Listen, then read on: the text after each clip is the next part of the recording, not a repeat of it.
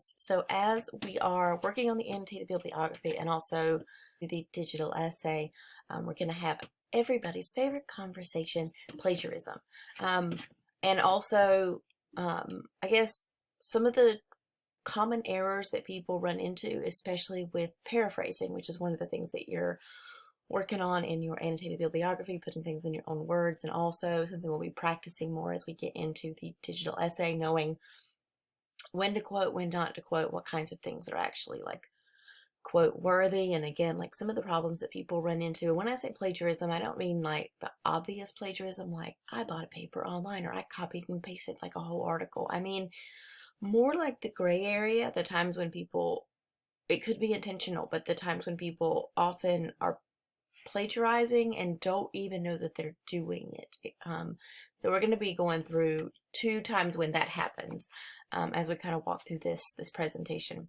So the first thing we have to talk about with plagiarism is that I guess it's important just to understand that plagiarism is a cultural concept. It means different things in different cultures, and a lot of cultures don't really recognize like Western concepts or notions of what plagiarism is. We sort of have this idea that like language and ideas can be owned. Like if I said these 5 words in this order and they were wonderful, then if you use those 5 words in that order, you need to credit it to me because I said it first. Therefore, it is mine. If I said this, if I came up with this idea and I came up with it first, the idea is mine.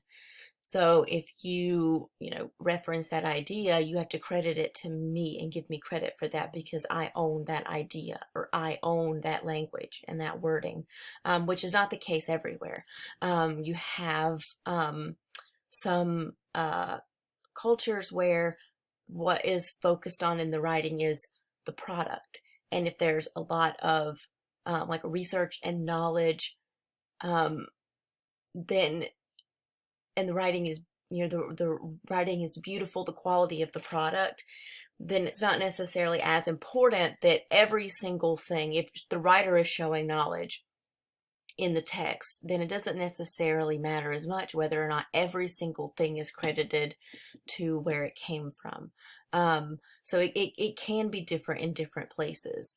So just kind of keep in mind, like when you're talking about different cultures and different countries and different parts of the world, the values can be different, and sometimes even using like the words and ideas of others is considered a sign of respect and indication of knowledge, whether or not it's been credited exactly the same way that we would do it. But it is an important part of being in an academic community here, and we do culturally like really value like knowing exactly where certain ideas and language came from and being able to trace it back. So it is an important part of our academic culture here.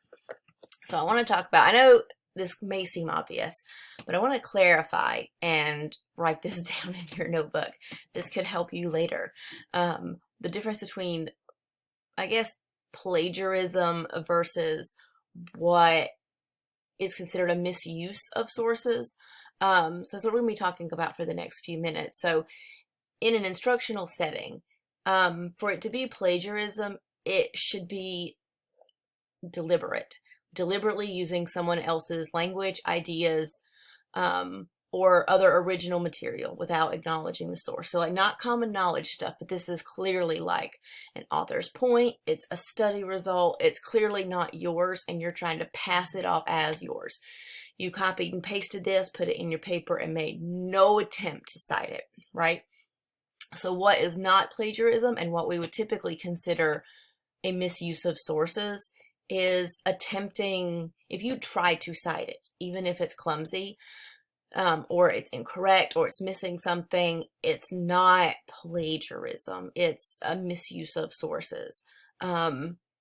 And you may run, and this is kind of a recent conversation, so you may find that I guess it's possible that in a certain, like in a particular class, you could have misused a source and the professor might still consider it plagiarism.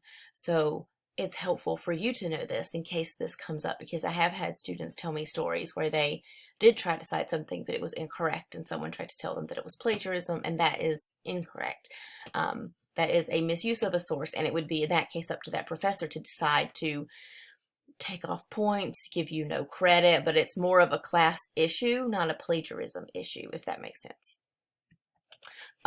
So one of the reasons to really think about, especially in academic community, understanding that it is our kind of a cultural idea and a cultural value here, why to cite correctly. One, and we're going to talk about this concept, the idea of ethos, a little bit more as we get into the digital essay, but it does build like your ethos as a writer. One of the things we talked about with using like poor sources, or even using like a tertiary source far removed like Wikipedia, that it hurts your personal credibility. And that's what we're talking about here, your personal ethos, your personal credibility.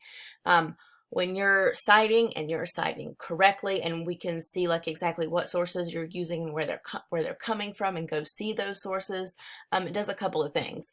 For you as the writer, it shows that you are knowledgeable and credible. It makes you more trustworthy, and therefore helps your reader understand what you're talking about, helps your reader buy into what you're talking about. If you're writing an argument, it makes you more persuasive, because you're more trustworthy. It demonstrates fairness. So again, that's also part of appearing credible, and being a credible writer and researcher is being fair, showing that you have considered multiple points of view. And if you've cited multiple sources and talked about those sources, and they're from different perspectives, then readers can see that. So it helps us see what you're doing and see the research that you're doing. And that's why we like it. And it does offer background by placing your work in the context of the conversation. So we've talked about wanting to be able to see the conversation that's taking place, and your work being situated in a conversation, and being able to see the sources helps do that. Being able to see all of the other people that have been talking about this, and you're speaking back to those blogs and documentaries and news articles, and you're working them in together and linking us out so we can read those, and you're really creating an illustration of the conversation and putting your work into some context. Okay, so another reason for this is that it helps readers follow your thoughts, and sort of understand how your ideas are related to and being pulled from other sources, and helps readers know, I guess, where to go to find out more. And it helps sort of differentiate between what's your thoughts and what's the writer's thoughts. We talked about that with signal phrases, with it being really important to know like which ideas are yours and which ideas are from a different author or a different writer that you're pulling from. So one, like we have, if you're reading through an essay, if you have a signal phrase here, I know that from here to here, because I have this in-text citation, this is from somewhere else. This isn't you.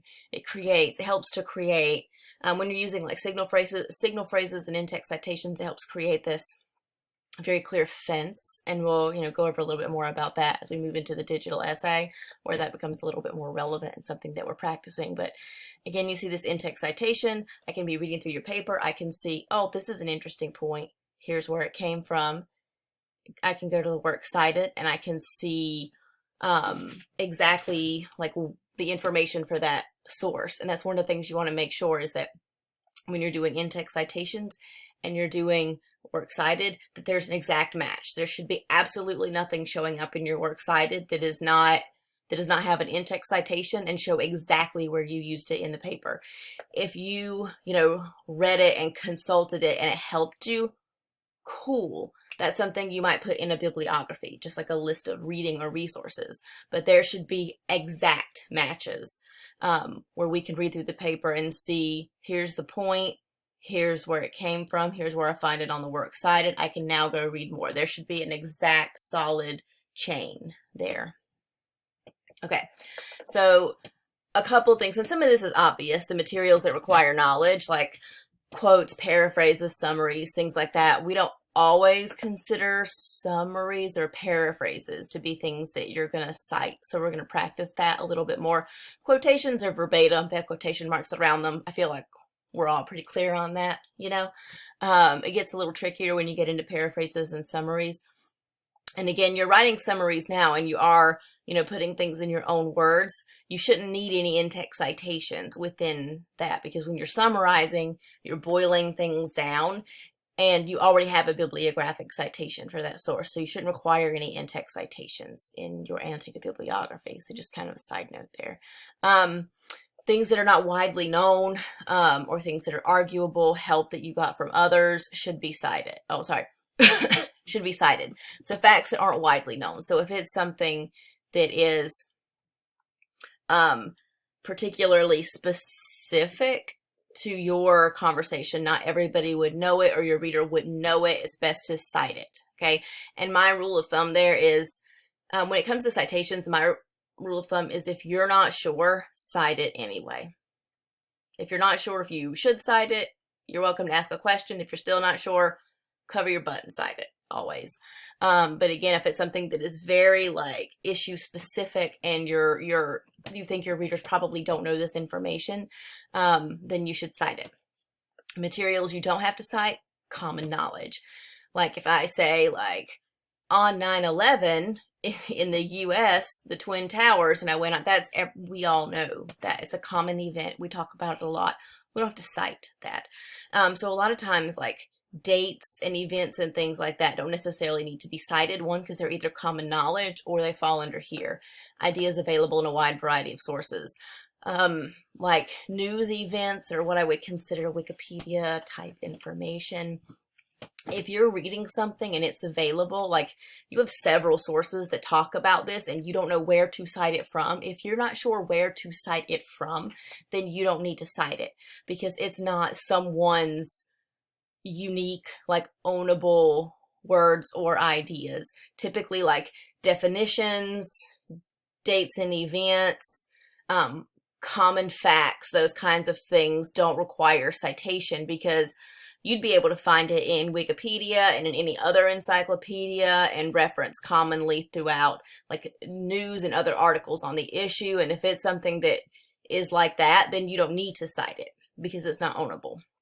Someone can't say, that's mine, you should have credited it to me. And then your own findings from primary research or field research. So if you conducted an interview, you should include that in your works cited, things like that. Note, language always counts. This gets tricky. So I said, for example, ideas available in a wide variety of sources like news.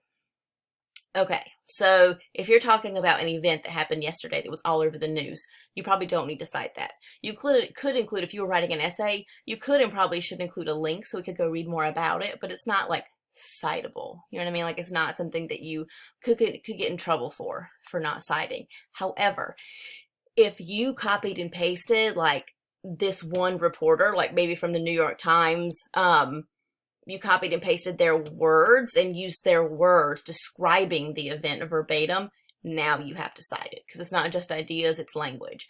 So if you used that writer's description from that article and it's their verbatim reporting, if we, took those 2 sentences and we put them in Google and searched, that article is going to pop up and show that it's an exact match. You have to cite that because that is that writer's wording and they can say that wording was mine. Okay, so not just ideas, language always counts. So you kind of have to pay attention to that as well.